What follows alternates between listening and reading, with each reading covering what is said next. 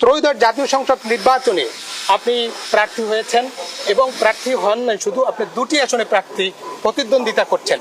তো আমি জানতে চাই যে মূলত আপনি দুটি আসনে যেহেতু প্রতিদ্বন্দ্বিতা করছেন, আসনগুলোর সমস্যাগুলো কি, প্রথম যদি আপনি 6 আসনে বলেন কোনটা আপনি গুরুত্ব দেবেন নির্বাচিত হলে?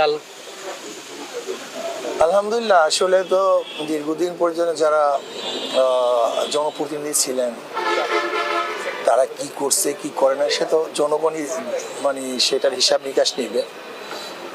তবে আমি যদি নির্বাচিত হই তা আল্লাহ যদি আমাকে কবুল করেন তাহলে আমি পরামর্শ ভিত্তিতে যে জিনিসটা আগে প্রয়োজন সেটাকে অগ্রাধিকার দেব। জিজ্ঞাসা করবো একজন প্রতিনিধিকে, চেয়ারম্যানকে, মেম্বারকে, ভদ্রবিশিষ্ট লোকদেরকে, শিক্ষাবিদদেরকে এখানে প্রয়োজনটা। আলহামদুলিল্লাহ, রাস্তাঘাট, হসপিটাল, শিক্ষা প্রতিষ্ঠান, অবকাঠামো যেগুলি আছে এগুলো সবকিছু উন্নয়ন করার চেষ্টা করবো ইনশাআল্লাহ। আর আমাদের যেহেতু এটা নদীমাতৃক এলাকা, এখানে সবচেয়ে বেশি যোগাযোগের ব্যাপারটা সবচেয়ে বেশি গুরুত্বপূর্ণ। আর সন্ত্রাস সবচেয়ে মারাত্মক। আমি সন্ত্রাসকে ইনশাআল্লাহ জিরোতে নিয়ে আসার চেষ্টা করব, দুর্নীতিকে জিরোতে নিয়ে আসার চেষ্টা করব। আমি বিশ্বাস করি উন্নয়নের সবচেয়ে বড় বাধা হলো দুর্নীতি।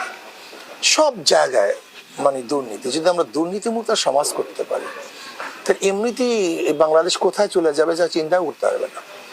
এর মূল দলিল হলো বিগত দিনে যারা সরকারে ছিলেন বা আমরা দেখেছি পেপার পত্রিকায়, বরাদ্দ হয় 100 টাকা, কাজ হয় 30 টাকা, 70 টাকায় চুরি করে।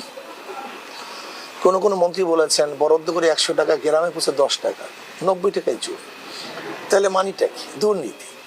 তা আমরা দুর্নীতি মুক্ত যদি দেশ করতে পারি তো এমন কোনো খাত নেই যেখানে উন্নয়ন হবে না, এবং ব্যাপক হারে উন্নয়ন করা সম্ভব। একটা জিনিস যে আপনি বলেছেন নদী ভাঙন এলাকা, বিশেষ করে বাকেরগঞ্জ এই 6 আসনটা নদী ভাঙন, একই সঙ্গে যোগাযোগ হচ্ছে, ইউনিয়নগুলো তো মূল যে ভূখণ্ড তার সঙ্গে বিচ্ছিন্ন, সেক্ষেত্রে এটার প্রতি কি গুরুত্ব দেবেন?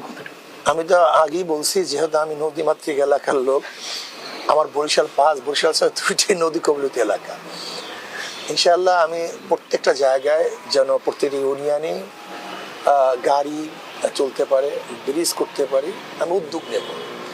আমি সংসদে উপস্থাপন করব।